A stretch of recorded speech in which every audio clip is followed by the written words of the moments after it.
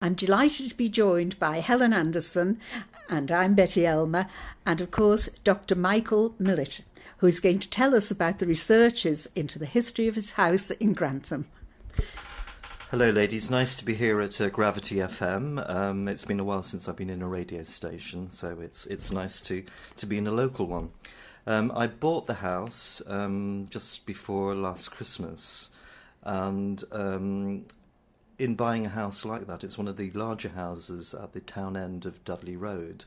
In buying a house that size and the way it was set out, one can't help but wanting to look at the background of the house and who lived there before, etc. So almost when I walked in, I started to research. The deeds, I have the full deeds of the house, which are fantastic documents, beautifully hand-scripted and sealed and all of that. Can I just ask you, Michael, we actually forgot to tell our listeners which house we're talking about here. Oh, it's a Tipperary house. Do you want the number of the house? Oh, that's on Dudley Road. Yes, indeed. Yeah. I don't know how much to say here. Okay, it's Tipperary House, which is a name I put on it myself. There was a name on the house, and originally there was another name on the house. But I felt that it was appropriate to call it Tipperary House. I'm not sure if you want to know why, but I'm quite happy to answer that for you. It's a lovely name anyway. It is a lovely name, I agree. It has a fluency and a flow that gives it a touch of imagination about it somehow. Something quite magical about it, I think, yes.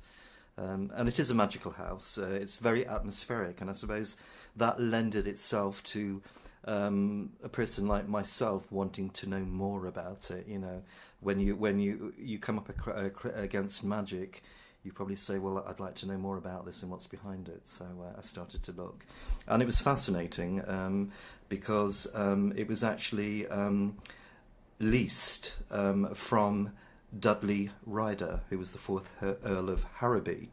It was leased by the Lord Mayor of Grantham at the time. He was the Lord Mayor at the time. Who was he? Do you remember? His name was George Sumner Hannett, Hannett. And what year was that? That would have been 1882. So he leased the land from Dudley Ryder, who was the fourth Earl of Harrowby. I suppose that explains why nearby, somewhere along Dudley Road, there is a public house called the Lord Harrowby. Absolutely. And of course, again, why it was called Dudley Road. Yes, of course. Even more yes, so, perhaps, you know. So George Sumner Hannett leased the land from the Earl of Harrowby and built that house and other houses that same year. So he must have intended to build houses on leasing the land. He never actually lived there. I presume he would have lived in the Lord Mayor's house of the time, or at the time. And he leased it, and the property was leased for a number of years until a family then took it over for some number of years. Now, I was able to trace back the names of these people and also the children they had and their names, which was quite intriguing. Not only were they on some of the documents, but also looking at the census forms. You can go back to 1911. There is a 100-year rule, meaning that the next census, because they came out every 10 years, the next census would have been 1921. So we would have to wait till, how many years are we? Another 8 years before we could look at that. So for those that are interested in tracing the people in their homes, you've got to remember there is this 10-year rule, and you can find out so much information through the census forms. I'm trying to think what else might help. The census forms go back to 1841, and you can find those out online as well. Yes, in Grantham Library, where I used to work, they do have the original censuses. I'm not quite sure what the duplicate is. And I know the 1841 pages are very difficult to decipher. Yes, they are. A lot of ink pen writing. Looks as though a spider has dipped its feet and crawled across the page. You have to be creative with it, I think. I don't think there was a lot of people that could actually write and spell their name. And the clerks did their best. Now, for example, and they spelt the names the way they sounded, so the spellings might be quite different to the way they should be. Also looking at the electoral rolls as well, that can be very often got in the library. And the Family History Society. I'm not sure if there's one in Grantham, but there is. There is, yes. We've got a Grantham Family History Society. And the Local Studies area at the library.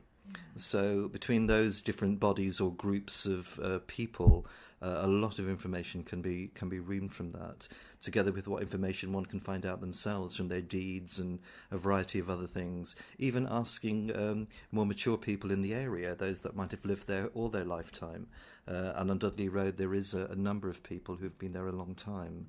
And I did get talking to one or two people, just in passing really. It wasn't an interview, but I made it my business to go over and introduce myself, and knew who they were because they were pointed out to me. I don't think they quite knew that, but I wanted to find out more information. It's getting your ear to the ground. Absolutely. And acting on it that counts, most certainly. Very much so. And Michael, after we've had a little break for music, you're going to tell us a little bit more about the house and the people that lived there, and about Polly's Diaries. Indeed. Can I just say that Polly's Diaries have become very, very popular indeed. There are thousands of fans, a lot of them in America and Australia. It was quite surprising how popular this would become. Lovely. Well, we'll just start for a little break for some music, and then we'll come back to that. Thank you, Michael. Gravity FM. Michael, I believe that based on your research, you are creating diaries of someone who lived in your house called Polly's Diaries. Indeed, that's right. They're not literally where I've got a whole stack of diaries and I'm transcribing them onto the internet or whatever. They are my own creation, creative writing based on the families and the people that lived in the house, which I was able to see from the deeds and research, and the type of house it is, because it is a large house. It would have been housing a family that were fairly affluent, and they would have had a servant, if not two, in the house. So based on that and my own interest in history and my own knowledge of history, it all collates together and develops in a way that have taken form in the diaries. There is creative writing involved, of course. I'm very interested in the period and the lives of both the servants and their masters, if I may use that term. It sounds so kind of whatever, but it's something I'm very interested in. So that's how it's come about. The names are not the names of the people from the deeds of the house, because the names on the deeds of the house, many of them are in Grantham itself and in Lincolnshire, and I didn't want to, it might be too personal to other people that might know a connection to the house that I don't, so I felt it would be better to introduce new names, but names from the area, and that's how the names have come about in the diaries, etc. Lovely. If somebody wants to look at the website about the house and read about Polly's Diaries, where do they go to, Michael? Okay, it's the website address is www.tipperaryhouse.co.uk. I must spell Tipperary because a lot of people have difficulty spelling it. It's TIPPERARY. So that's www.tipperaryhouse.co.uk. That's lovely. And we're going to finish off with Betty reading a little bit of the diary extract for you. This section of the diary is called The Bandstand in Dysart Park. Sunday, August the 19th, 1894. Polly's Diary. 5:30 a.m. Got up earlier today because it's church and off up to St Wolfram's I am. Down backstairs into the kitchen, pulled up the blind and opened the window. Got jobs done. Got water from the pump in the bucket. Cleaned the range and fireplace. Breakfast. Peeled me veg. Got the Yorkshire pud batter made up, I did. Beef ready to put in the oven before we go. Master James was talking this morn about some riots over in America a few months past, he was. In a place called Cleveland, he said. Like the name, I do. Cleveland. Nice. All to do with the panic of 93, he said, and depression it was, and railroads too. And panic is right, mind. With the panic in Ireland, and with depression and land wars and Irish rights. Oh, I feel for Mr. Gladstone. Our William, fighting on two fronts he is. He shouldn't have kept silent, even to Parnell, I say. They are arguing against Irish Home Rule and talking about nationality and connection now they are. Loads of folk want Ireland to be a colony now. The Fenians won't like that, so they won't. I strive to learn from all things, I do. Master James knows lots, he does. Both oil and truth usually get uppermost in the end, we hope anyways. Master James knows so much, he does. Breakfast, toast and gooseberry jam. 9:30 a.m. Walk up to St Wolfram's for the 10 a.m. service. Walked a bit behind Master James, Mrs Chapman and young Tim and Archibald, taking in the air.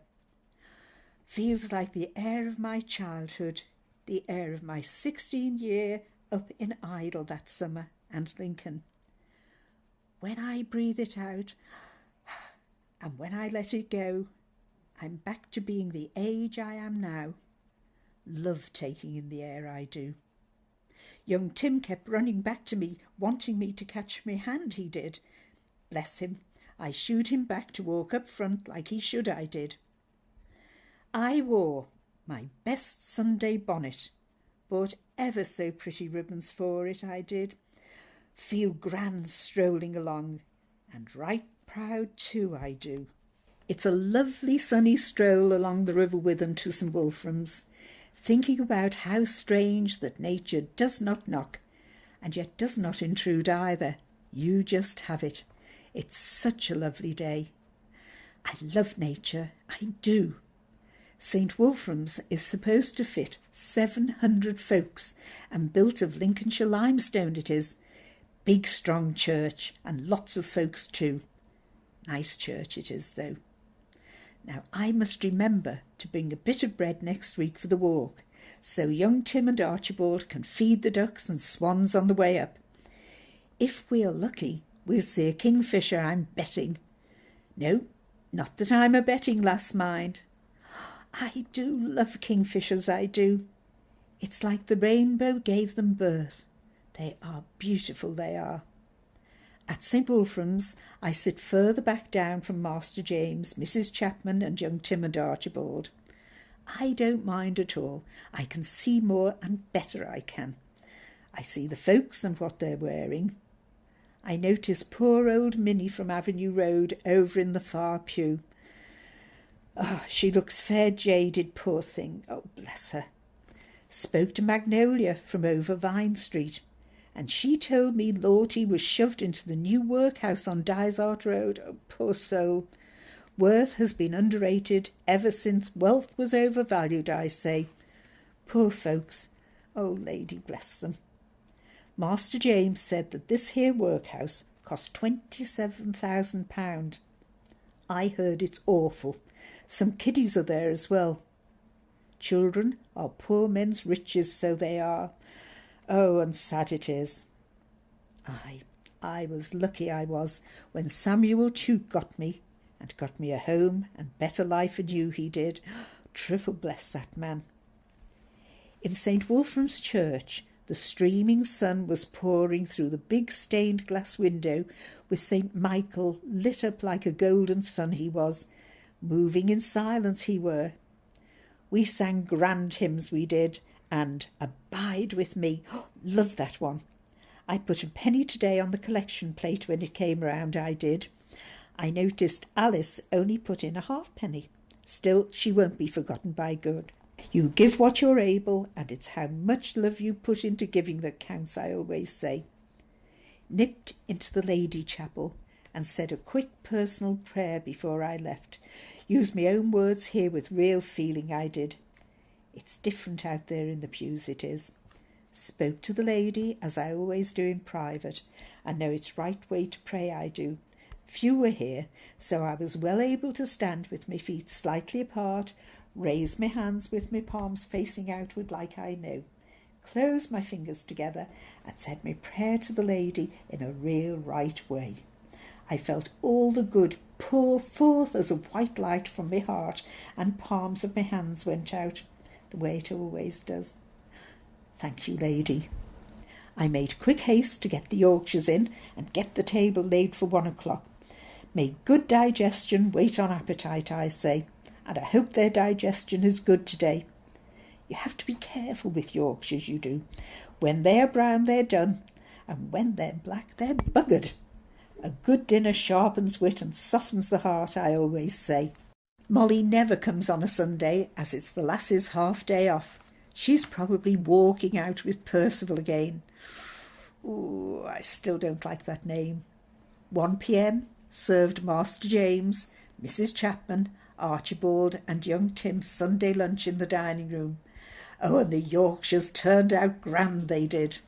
3:30 p.m, go up to Dysart Park. Love the flower and shrub beds there. How they root and grow, then wilt and die, and then scatter their seeds from which others bloom. Aye, bloom from their echoes in time, they do. The echoes shine a powerful light on their descendants towards all these flowers and shrub beds too. The descendants.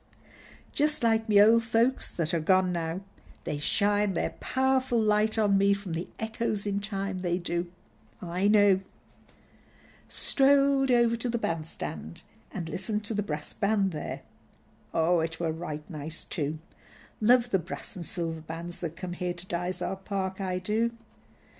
I spotted that very handsome gentleman again, out of the corner of my eye. He was giving me the glad eye again, he was. It didn't half make me blush inside. Blushing is the colour of virtue, but I didn't show it.